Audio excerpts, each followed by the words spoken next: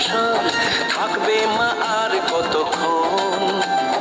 মায়ের রূপে মন ভরে যায়, প্রণাম জানাই রাঙা পায় করে ধুলোছি দু হাতে নাচে রে এখন। ঢাকের তালে কোমর দোলে খুশিতে নাচে মন। আজ বাজা কাসর জমা আসর থাকবে মা আর কতক্ষণ।